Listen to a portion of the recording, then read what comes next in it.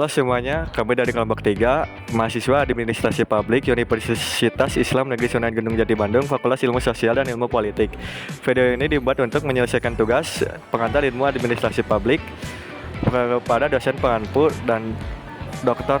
Haji Dani Ramdan, MT. Lanjutkan saja kepada video.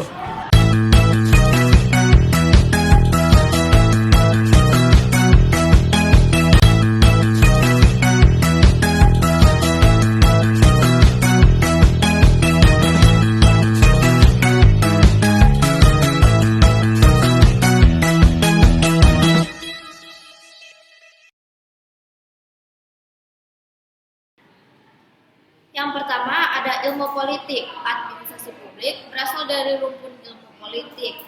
Gagasan ini pertama kali disampaikan oleh Woodrow Wilson pada tahun 1887.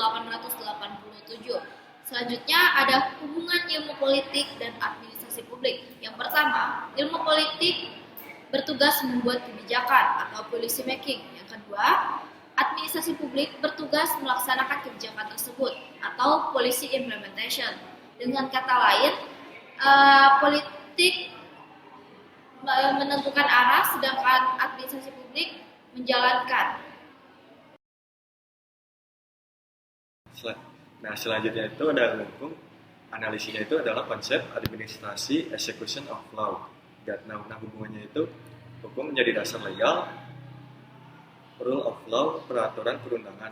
Nah, administrasi itu menjalankan dengan cara keadilan, kepastian, dan kemanfaatan. Nah, kajiannya itu hukum administrasi negara, tata kelola pemerintahan, dan regulasi gitu.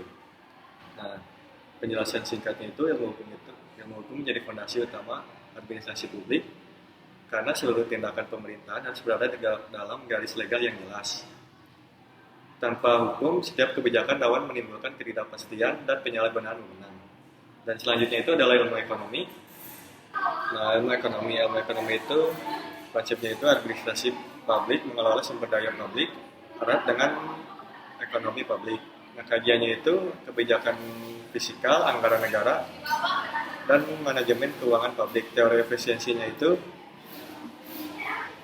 dasar manajemen birokrasi publik. Nah, penjelasan singkatnya itu ekonomi berperan penting dalam administrasi publik karena pemerintah harus mengelola sumber daya yang terbatas dan masyarakat yang tidak terbatas. Nah, selanjutnya itu ilmu sosiologi.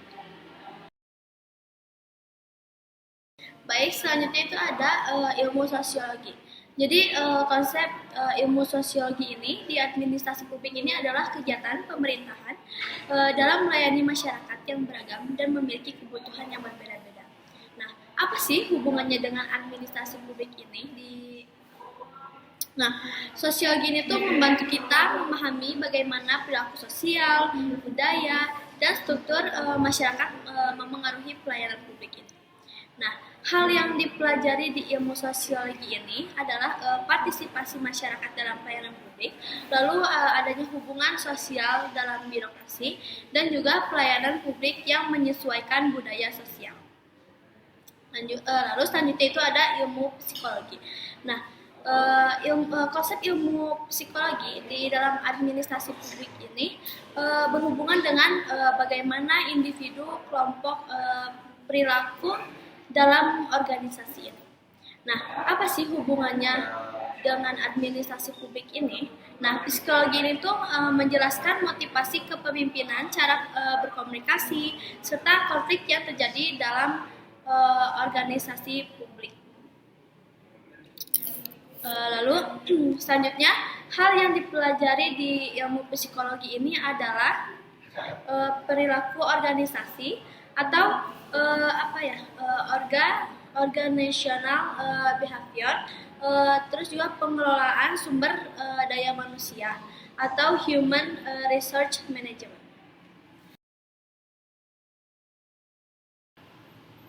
Nah, selanjutnya hubungan antara administrasi publik dengan ilmu manajemen dan bisnis. Konsepnya di sini administrasi publik menerapkan prinsip-prinsip manajemen seperti posture dan new public management. Nah, bagaimana hubungannya? Nah, hubungannya manajemen memberikan alat dalam perencanaan, perorganisasian, kepemimpinan, dan pengendalian. Dan kajiannya di sini itu mencakup manajemen strategi sektor publik dan pelayanan berbasis pelanggan.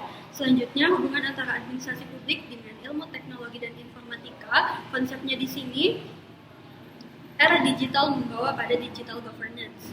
Hubungannya, ketika administrasi publik ingin mencapai efektif dan efisien, terutama dalam dasar manajemen kinerja birokrat, nah, teknologi digital membantu dalam mengukur dan mengelola kinerja birokrat yang telah dibuat oleh ahli informatika. Kajiannya di sini e-government, AI governance, smart city, dan big data policy. Baik, yang terakhir ada ilmu filsafat dan juga etika. Jadi ilmu filsafat dan etika itu diibaratkan sebagai fondasi. Tanpa itu administrasi publik bisa saja roboh. Filsafat juga kasih pandangan besar tentang masyarakat, sementara etika kasih panduan praktis buat bertindak dengan benar. Di era sekarang, dengan tantangan kayak digitalisasi dan juga transparansi, kita butuh lebih banyak diskusi filosofis dan etis biar administrasi publik lebih baik. Contohnya, di Indonesia itu ada Undang-Undang ASN. Nah, di Undang-Undang ASN ini tuh ada kode etik yang didasari dengan etika. Kenapa sih?